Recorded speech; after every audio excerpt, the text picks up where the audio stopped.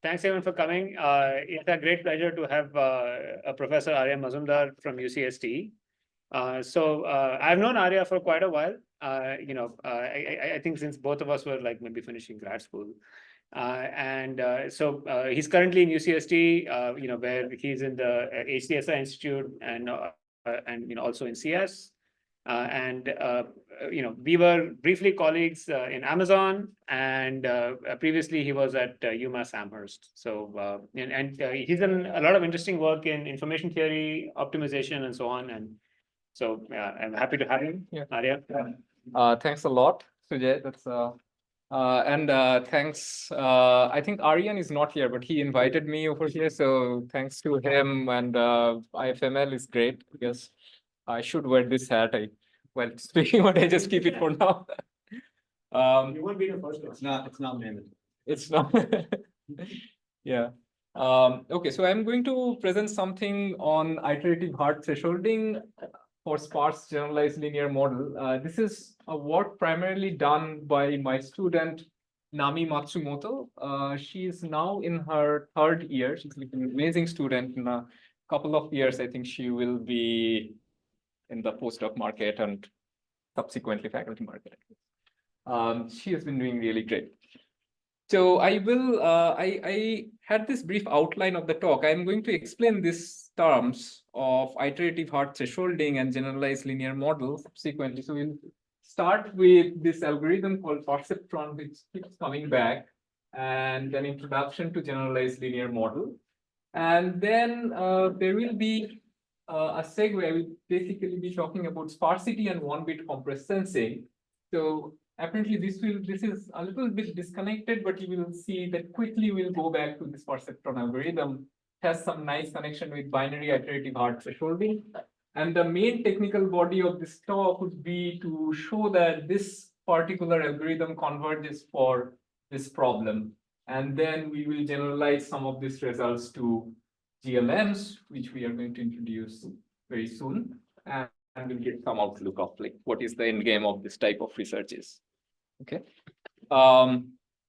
So let's get to it. So there is some customary or, this perceptron algorithm works for linearly separable data. And most of you, since this is foundation of machine learning, you must have known about or heard about this algorithm. So if you have a training set, which are tuples of X and Y. X is called covariate or feature, Y is the level.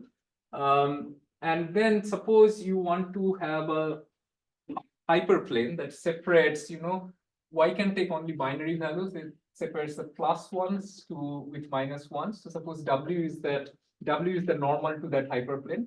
So the perceptron algorithm is a simple iterative algorithm that that figures out this W starting from some arbitrary initialization. So this is very old. I think this was introduced in 1958. So this is the cutting from New York Times, July 1958.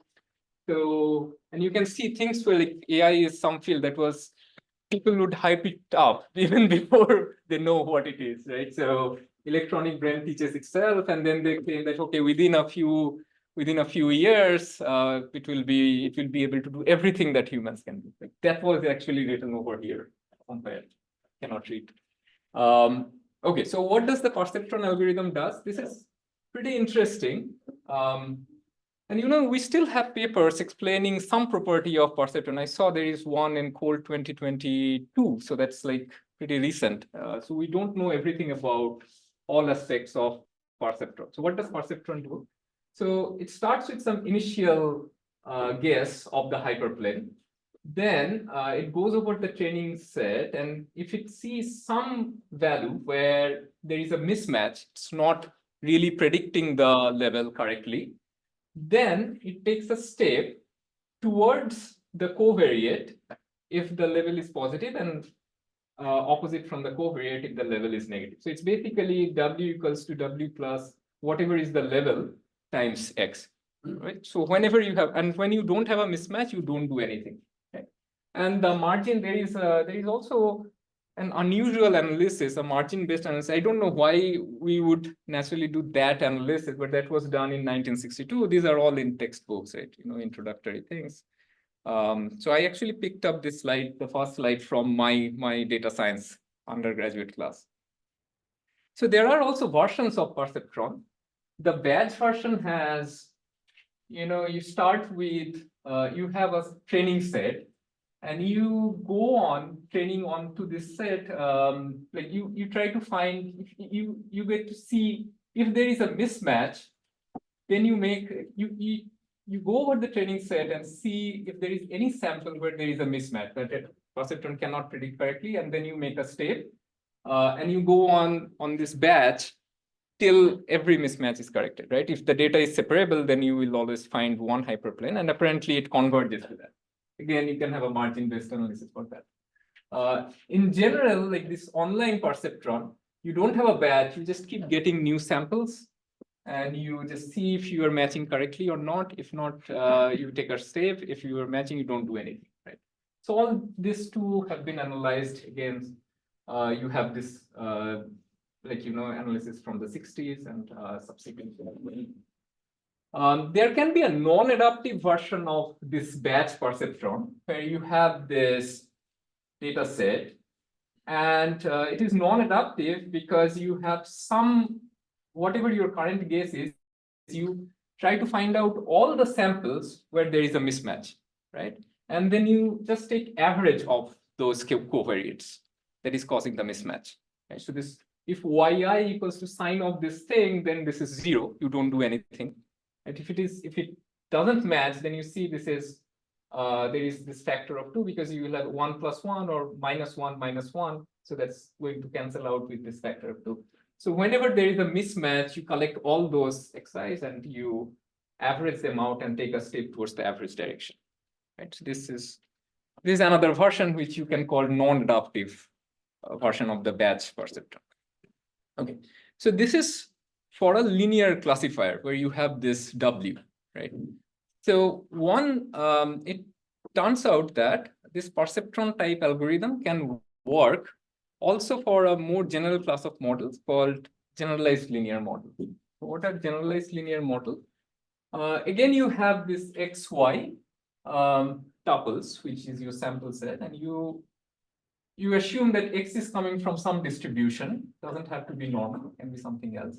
And expected value of Y given X is some function of W transpose Y. So if this U were not there, then this would be just a linear model or a linear regression.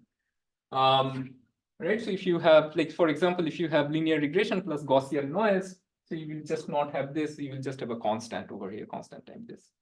Right? So this U is called link function, or say inverse of the link function. So one canonical example is logistic regression. Right. So what is a logistic regression? Suppose X is coming from this Gaussian, d-dimensional Gaussian values. And then Y is +1 or -1, again, like a binary classification. But now it is +1 with probability 1 plus exponential X transpose W. It is -1 with probability 1 over 1 plus exponential X transpose. So if you add up these two things, it sums to 1. And if you just do this calculation, expectation of Y given X is tan hyperbolic X transpose W over 2. So that's the function U, right? So this logistic regression is a special case of generalized linear model. And you see now you have a more realistic scenario where data is not clearly separable. Some of them can go across this line, right? So similarly, you have another model called probit model, where you again go back to these threshold functions, but after adding Gaussian noise. So that is another popular model of non-separable data. And that's another generalized linear model. So in the last couple of years, or maybe 4 or 5 years, I see that people talk about one layer or 2-layer neural network. So if you have one hidden layer neural network, it's just sum of generalized linear models, because you can have an activation function which is either logistic or probit or something else. Okay, so for this type of model, following that perceptron or the non-adaptive version of batch perceptron algorithm, there is this algorithm called GLMtron. Okay, so I don't think this matches quite a bit, but anyway, so what is the GLMtron algorithm? It does the exact same thing as we said, the non-adaptive batch perceptron we're doing. So you have this data, and again, you do take this step. You basically, actually, this is redundant. Forget about this. It's not being used in this algorithm. But I copied from this from the paper. So what they're doing is they're just updating WT plus 1 with WT plus, this is this averaging thing. And instead of counting the mismatches where we had yi minus sign of this thing, you just had u of this thing. Right? So this is the generalized linear model thing. And there are certain analyses of this where you needed this u to be Lipschitz and so on. It has, and you can show that this also converges. Like it gives you some guarantee. You're running gradient descent on the integral of the law. Yes. This will give you guarantees for square law. Yes. Yes. Yeah. Okay. So this is the GLMtron algorithm, and you can often, you also talk about when your W is not from the entire, Euclidean space, it is from some restricted space. So in that case, you can actually take that non-adaptive version of batch perceptron where you just project to the set you want, right? So more often than not, this set K is the set of all sparse vectors, because you know that only some features are actually important, more important than others, and you want to concentrate on them. Or you want to analyze an overdetermined system, and you want to say, sorry, in the overfitting setting where you want to say that, okay, actually the model is low dimension, but it is hidden, so maybe this is sparse. So more often than not, this is actually set of, say, all sparse vector, and you project it back to the set of sparse vectors. Okay, so that's about the perceptron algorithm, the version of the perceptron algorithm, which is non-adaptive, what's on a batch, and then how you generalize to GLMs. Now I'm going to talk to you, and I said that you can have this projection operator and do it. So by the way, in the GLMtron paper, this was not there, right? So it's not clear if this set is convex, maybe you can make the GLMtron algorithm work, but if this is non-convex, like sparse vectors, then this may not work, right? So that analysis is not there. Okay. So since we're talking about sparsity, now we will shift gear and talk about a problem in signal processing. Right? So far we have been talking about linear separators or thing, and you will see that this problem in signal processing is also, very similar to what we were talking about for the last 5 minutes. So what is the signal processing problem? It is that of compressed sensing. Now there is some change of, notation that we will have to get used to, because signal processing people and statistical learning theory people, they use, different notations to mean same thing. So suppose X is some signal, which is very high dimensional. So instead of D in signal processing and theoretical computer science, it is usually noted as N. So it's a very high dimensional signal. So this X is playing the role of W now, right? Such that this is sparse. So that means although it is high dimensional, there are only K entries that are significant. Other entries you can neglect. So this is, for example, a picture of Lake Tahoe that I took back in 2008. You see, this is a very high dimensional picture. Maybe this is 1024 by 1024. But if you just take DFT or discrete cosine transform of this image, you will see that most of the coefficients are 0 or close to 0. There are only few prominent coefficients, because there are many. It's mostly smooth, right? Like all over the image. So there is a sparse signal hidden over there. But when we are taking a picture, we are capturing all these pixel values. And immediately we are saving it as JPEG that throws away most of these values, right? By doing discrete cosine transform. So in compressed sensing, this signal acquisition and compression is combined into one block. So they say that we can use a matrix, a linear operator. It's an M by N matrix, where M is much less than N. This is a sampler or sketching matrix. You just multiply X, this vector, which is suppose this image, with this matrix, and you get an m-dimensional vector, right? So these are called measurements or samples. This, for example, in Rice University, this has been implemented in hardware and so on. So in compressed sensing, the main problem is to design a matrix, this A matrix, with small number of rows, because small number of rows will mean small number of measurements. That's saving your resource. And also find an efficient recovery method so that you can get back X from Y. Okay.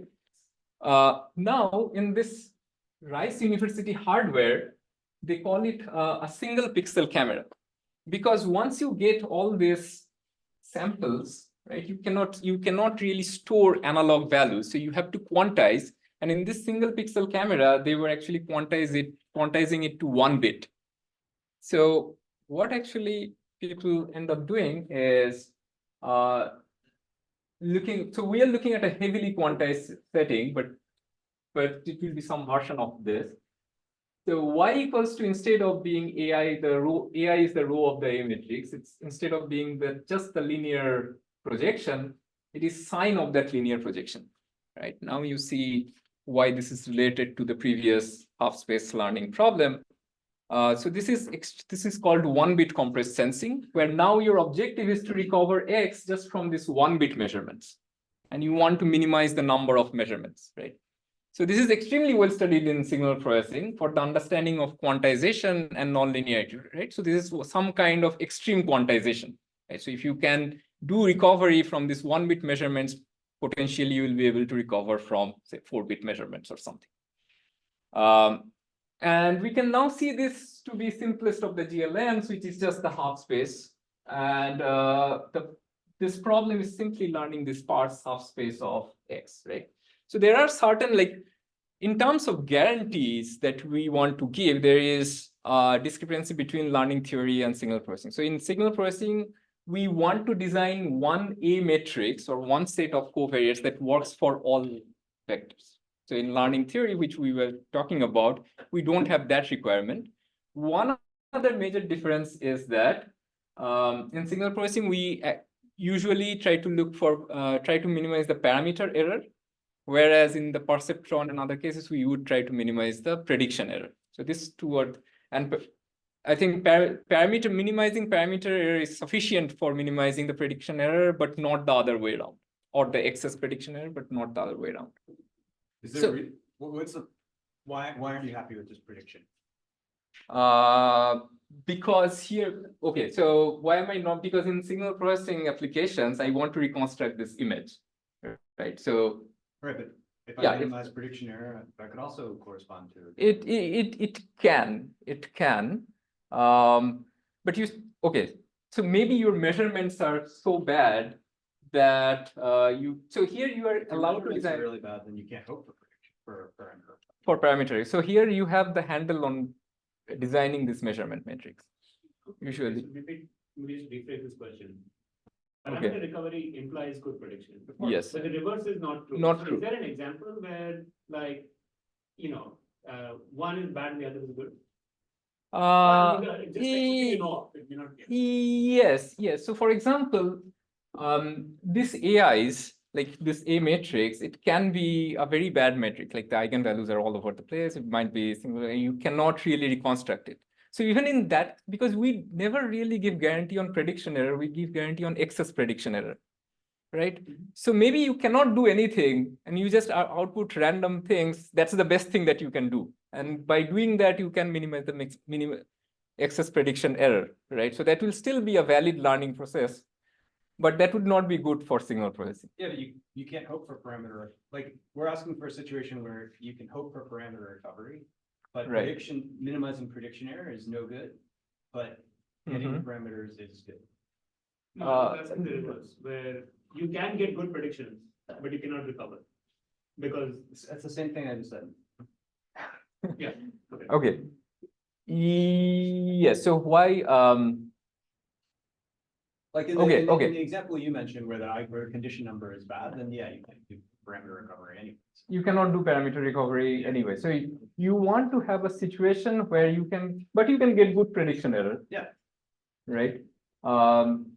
So isn't that No, I guess I answering want a your scenario question? where like you could either do parameter recovery or prediction error, but Mhm. prediction error is just worse. Okay, so you want the opposite situation. Okay, so if you guarantee good parameter recovery, then you will always get good prediction error. Sure. So that situation would not arise, right? Yeah, you want. No, I'm saying, for example, I guess I just want an example where it's important that I recover the parameters versus just minimizing the loss. Like, I see. Yeah. So I think philosophically, the main difference is that here you have control over the A matrix. So you can design your measurements. You can choose them to be either say Fourier measurements or, random Gaussian. Whereas in the other case where you are trying to just learn the hyperplane, you don't have control. You don't really design these things, right? So does that? no, I mean, Does in that the case answer? when you design the measurements yourself, I could just run my algorithm that minimizes prediction loss. What's wrong with all this? There is nothing wrong. Okay.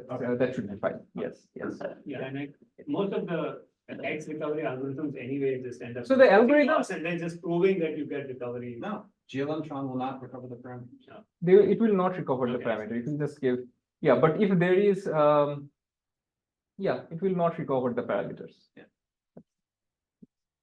Okay. Great.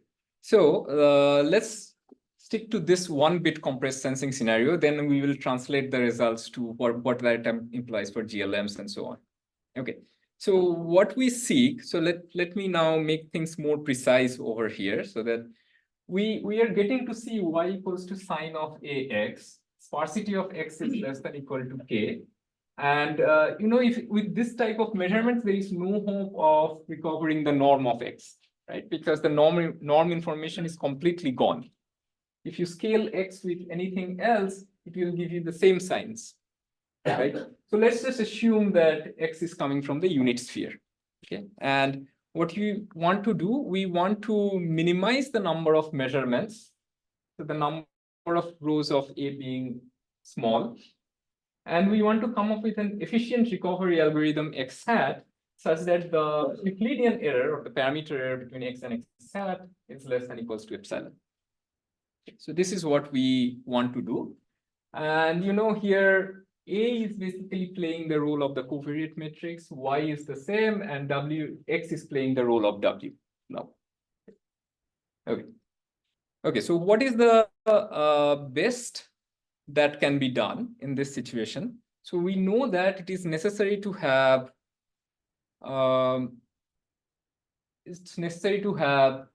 omega of k over epsilon measurements, right? So this can be proved.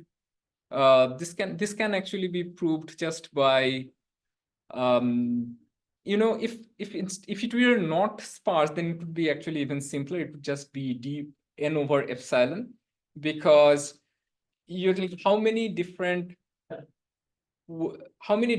compartments you can have by introducing this M hyperplanes into a k dimensional space. So you basically just count that number. And if you are going to identify each of the vectors within some epsilon error, then you can have an epsilon packing of the space, and each of the points of the packing should go to one of the different compartments, right? So just by comparing these two things, you can get bounds like this. So you see, this is some sort of compression, but this is not the optimal compression, because you are doing a very special kind of compression. So if you were compressing with an epsilon net, then you would have k log 1 over epsilon. Instead, you are getting k over epsilon. Okay. So on the other hand, it is also sufficient to have k over epsilon log n over k epsilon. So we are not going to be bothered by these log factors. We will not consider them that much. So with this number of samples, you can also reconstruct the vector within epsilon error. How do you do that type of proof? You can just use a Gaussian measurement matrix, and then you use the rotational symmetry of the Gaussian hyperplanes. So that gives you something like this, that if you have two different vector x and x hat, the probability that, okay, so this should be a not equals to. The probability that they are on either side of a random Gaussian hyperplane is proportional to the angle between x and x hat divided by pi. Right? So it's a very simple fact. So and then so you can find the probability. Then you again do some covering argument and try to show that for each pair of the cover, there will be some Gaussian hyperplane that separates them, and you will get back this. Okay. So the problem for all practical purposes is, not all practical purposes, or theoretical purposes is solved because you match that k over epsilon with this. The necessary and sufficient conditions are great. But this method is not computationally efficient. It's just showing that with Gaussian measurement matrix, this is going to work. But how do you actually find them with these Gaussian measurements? Okay, and for that, okay, so this was the baseline.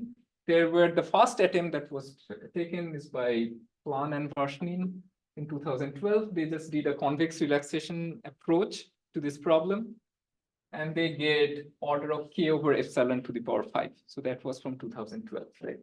So what do I mean by convex relaxation? So what do they do is they have this linear constraints, but there is a sparsity constraint, right? So linear measurements are great. Like being either side of hyperplanes are good because those are like linear constant. But when you have your set to be sparse, instead, so that's the L0 constraint. That's non-convex. So they relax it to L1 and they get something like this, right? So this is suboptimal. It's not matching with that optimal error rate. The other obvious thing would be to use something called binary iterative hard thresholding. So this comes from an algorithm called iterative hard thresholding that was there in this paper, introduced in this paper by Blumenstock and Davis in 2008 for compressed sensing, and that was adopted by Jack, Laska, Bofanas, and Barnew in 2013 to the 1-bit compressed sensing problem. It is doing something which is exactly that non-adaptive badge version of the perceptron. So what does this algorithm do? It again starts with some initial point, and then it basically looks at all the, so exactly like the non-adaptive, all the measurements where there is a mismatch, right? So if there is a mismatch, then they are actually taking an average of those measurements, just written in matrix term instead of a sum term, and then they are doing the projection to top. This is just a projection operator to top k. Okay, and then normalize because we also wanted it to be in the unit sphere. So it's exactly that projected version of batch perceptron algorithm that although there is no connections have been made. Okay, right. So this is an explanation of the algorithm, but I already did that, so I'm not going to say whatever the mismatches. You are just going to add up, average out those rows. Okay, so what is this thing? This is actually a subgradient of the ReLU loss. You know what I'm talking about. So you're trying to, this algorithm, if you think of this as a gradient descent algorithm, then this is actually minimizing the effect of the mismatch subject to that ReLU loss, and then projecting it according to the sparsity and the unit norm constant. Okay. So this gives excellent empirical performance. I will show you some performance here, much way better than the convex relaxation approach. However, it was like no one was able to analyze it and get that optimal rate of k over epsilon. Right? So there is this paper from Bofanas et al. In some signal processing. So they had k over epsilon to the power 4. Plan and others, they made an attempt, I think Plan, Varshnine, and one other person. So they had k over epsilon square, which is still not optimal, and that was from 2017. There was another paper in 2019 that shows that beyond first iteration, iterates remain bounded, which again doesn't show that it actually reduces. So the sample complexity is still k over epsilon square at this point. In 2019, again, these folks from UBC, they actually get to the optimal dependence on epsilon, but they have like other dependence being pretty horrible. Like it has some very big constants, and then k to the power 10 and so on. Right. So this was the state of art before our result. So what we can show is that we can show that this algorithm will converge with optimal sample complexity. So that's k over epsilon.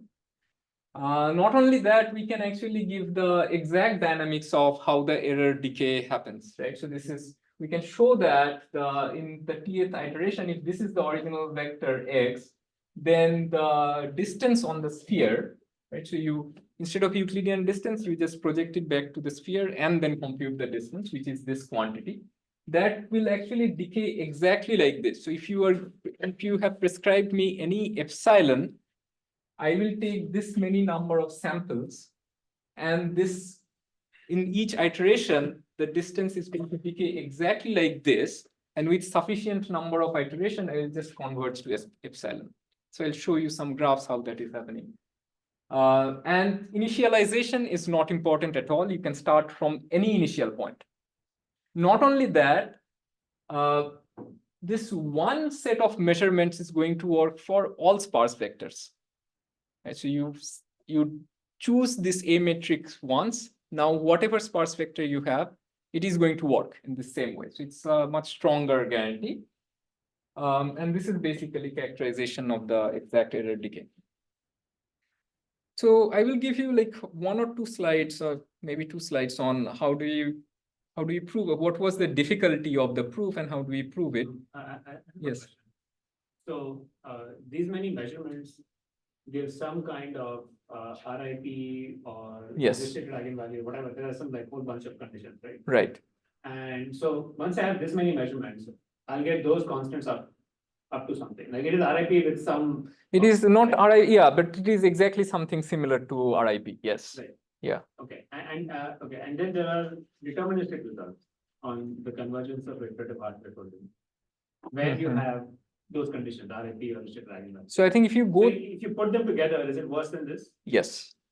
Yeah. Well, actually not. Actually not. So you will not have. You will get the exact same. So that's what we prove.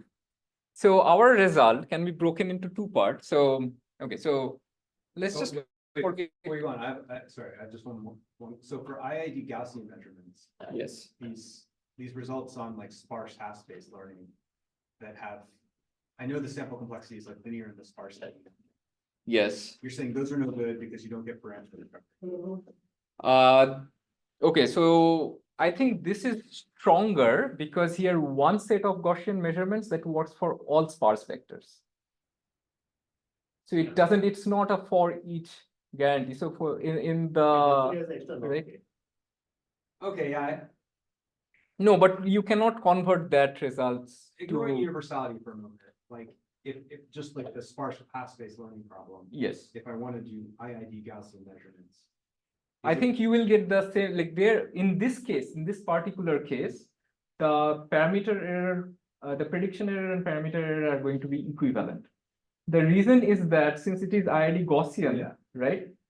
So your prediction error is basically whether the Gaussian is the hyperplane is between proportional to the angle between them, and that actually like proportional to the Euclidean distance parameter error. Okay, so you're saying those will get parameter recovery? That will get you parameter recovery, but for each, yes. So you cannot. The only difference is that it's not universal. The only difference is that it is not universal. So that's why so those results were known, but people tried to get the universal thing. Because if you are trying to use it in this 1-bit compressed sensing setting, then you will not, so then you will not be able to adopt those results. Like since it is just going to not work. So you cannot just encode this in a camera. It's not going to work in a, for whichever image you take, right? So okay, yeah. But in the camera, I'm also not going to pick my measurements from the IID Gaussian. I mean, you can pick it for once and then have it hard coded in your. Oh, so that how the measurements are like one IID Gaussian. One IID Gaussian, then it's fixed forever. Okay. Yeah. Yeah. So that's that was actually the barrier. Yes. Okay. Yes. And you are right. So let me just go to like it's a little. So there is something called restricted approximate invertibility condition. It's like somewhat equivalent to RIP, but we had to take care of something. So we can show that Gaussian matrices with this many rows actually with high probability get you to this property, which is a property that depends on K, N, and epsilon. I will show you that property, but that's not really that important. And then if you have this property with those parameters, it will give you the recurrence relation that I just shown in the last slide.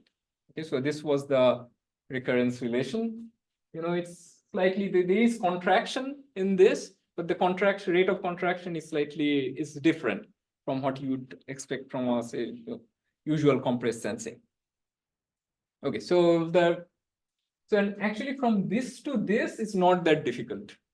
You can show that, like, it's one page. But the fact that Gaussian matrices with this will lead to this approximate invertibility, that's where the main challenge was.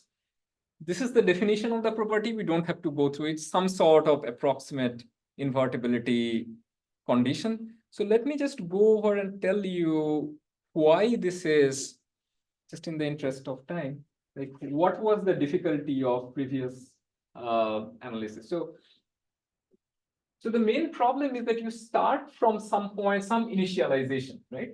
And you have a large number of mismatches, right? So what do? You take the average of those mismatches and add it to your estimate. And that's how you roll, okay? So when you are far apart, you have this Gaussian measurement matrix conditioned on the fact that these Gaussians, there are mismatches, these are still sub-Gaussian. So you're adding a large number of sub-Gaussian rows, and you can show very strong concentration on whichever direction you want to go to. You can show some, on expectation, you would be going to the right direction in this gradient descent procedure, and you have enough number of rows that you are adding up, you get the desired concentration. But as you come closer and closer to the actual vector, the number of mismatches actually reduces, right? And there will be a point when it's close enough that you lose that concentration because you are not adding up enough rows of this measurement matrix. So the previous analysis also failed because at that point you get this K over epsilon square. So, and you can even show that this will happen as soon as you take the first step of gradient descent. So this large step size gradient descent, I will show you even a plot. You very quickly come very close, and that was actually that is in line with this average algorithm of Sarvedio and so on, where you are just taking the average of things, and it's already pretty good. So that's what Plan and Varshanin showed. Even the first iteration of this iterative hard thresholding will give you this K over epsilon square dependence. So we needed something else. So what we needed is like when they are close enough, we needed to use some other analysis, right? So that analysis is very combinatorial, and I'm not getting into this, but that was the difficulty. And you will see that this is the error decay. Like within the first iteration, we are actually pretty good, right? So this is the error. And like in every one of these cases, like just within first iteration, you get somewhere, and then you cannot show that it further goes down. But the number of mismatches keep going down, and we can actually close that gap. So again, just in the interest of time, I'm not going into those things.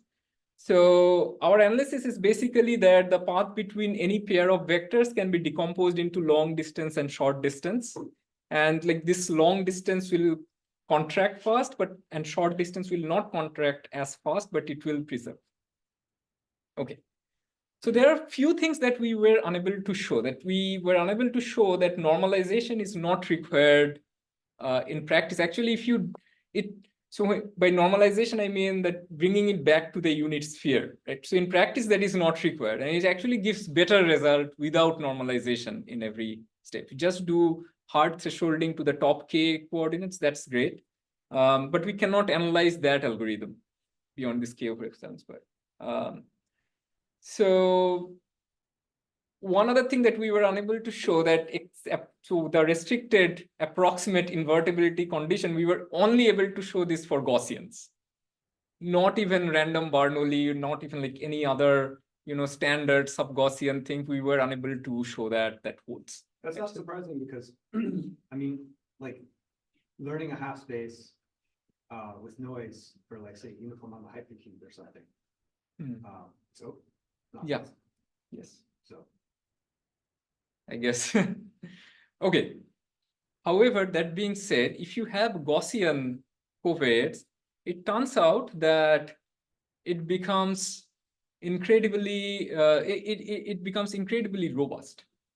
So you can have like this algorithm, this BIHT algorithm in particular. We're not showing a new result in with adversarial learning, but if you have some adversary that is flipping some of these measurements, then there were previous works. Again, this Plan and Verschnin showed something with this linear estimator, which is the average estimator of Servadio.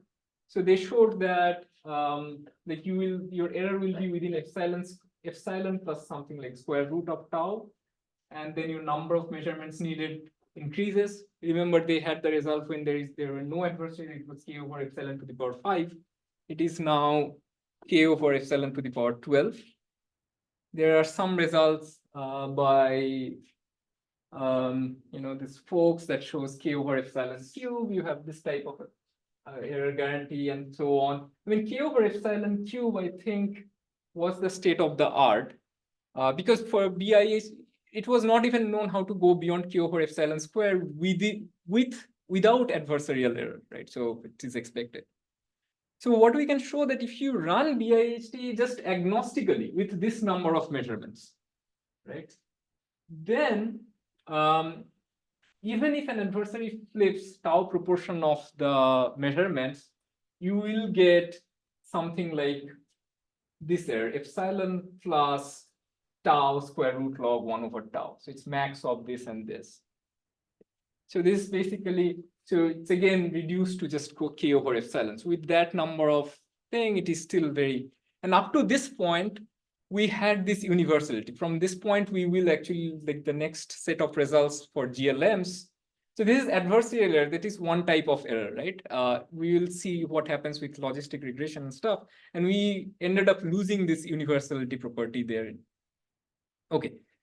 So there are certain open questions. So this we have this guarantee, but it's not sure what should be the correct scaling with tau. And I don't know whether this is information theoretically the best thing that you can do.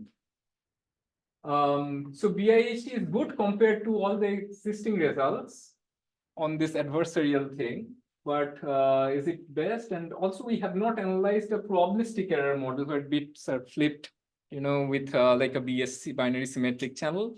So we don't know what kind of results we will have. That should be analyzable using some of these techniques. Sorry, I'm confused. That error model is independent random flips? No. Oh, okay. We have not analyzed. Like, I think that should be analyzable. Right, but isn't that easier than the adversarial setting? It should be easier. Okay, so there is a line of work that that looks at this adversarial bit errors, but we didn't find much past work on this 1-bit compressed sensing where they're randomly flipping bits. So we should really, yeah. So we are, yeah. So we should get better dependence. Yeah. Okay. Yeah. So this applies to random bit flips as well, because then, right. Yeah. But we should expect to get something much better. Yes. Okay, so now that we have looked at this extreme nonlinearity situation where we're just looking at half spaces sign, and analyze the BIHT algorithm, so we should be able to analyze BIHT for, say, sparse GLMs, right? So GLM-tron with just for GLM, it is not giving you any guarantee for, say, sparse GLMs. So we should be able to take these techniques and maybe we'll lose something, will not have a condition as tight as this, as well defined as this restricted approximate invertibility condition, but we should still get something. Actually, we worked that out for sparse GLMs, but not for prediction error. For prediction error. I see. It's called sparse. Okay, good. We should compare our results with that then. Okay, so what we are basically getting is something I just specialized for, so if you have a binary output GLM, so suppose logistic model or the probit model, so you have something like this, if like y is +1 and -1 with this probability, right? So this,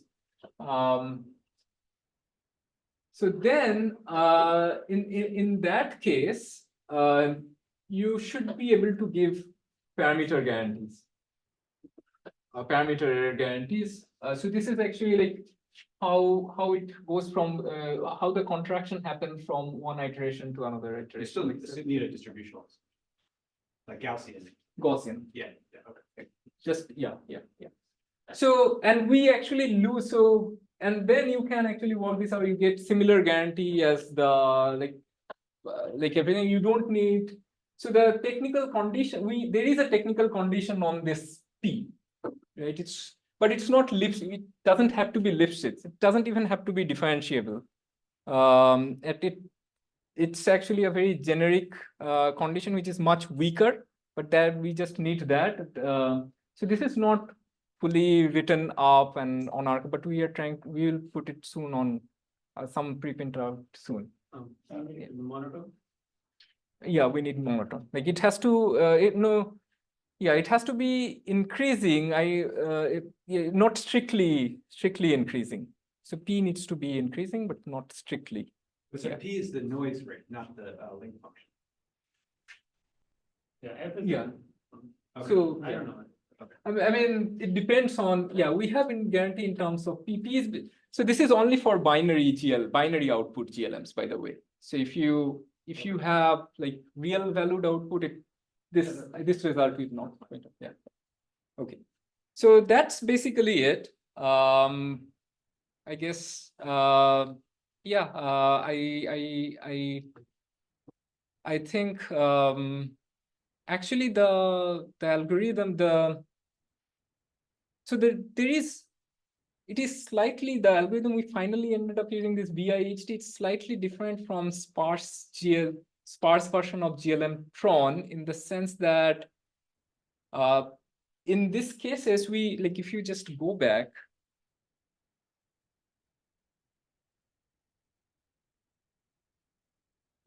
so this is thing, right? So in the case of sparse version of GLM, this is going to be U, right? Should be U, but instead what we have is this sign. And that is the algorithm that we can analyze to get that result. So there's some slight difference from the sparse version of GLM Tron.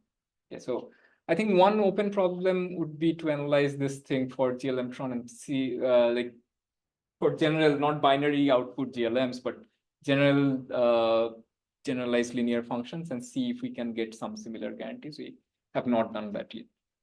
Okay, so that's basically it. Let me go to the last slide. Okay, so this, I think the BIHD paper was in Fox 2022, and the robust version, the adversarial version was in SOTA 2024, and so that's like just last January.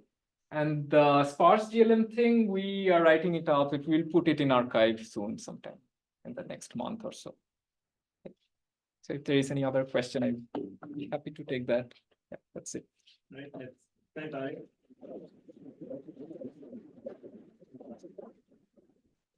Do you have any questions? Yes. So what other function would work? I guess any monotone function would work. Yeah, ReLU or some like. So okay, so as long as your output is discretized ±1, it's going to work.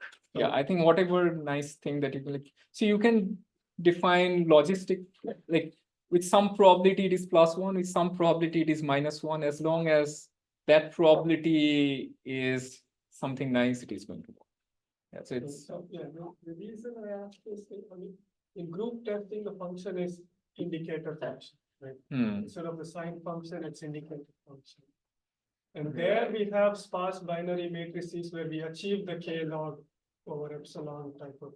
Right. The thing is, So there you also, it's discretized, right? So I don't think BIHT or any variant of that is going to work where your input is just binary. So if you say that my W vector or X vector, it's just binary, 0, 1. So then you need some sort of, ultimately I'm outputting you a real vector, right? So yeah, so if you quantize that, I don't know what is going to happen. It might be way off. Yeah, so we will not have any guarantee there.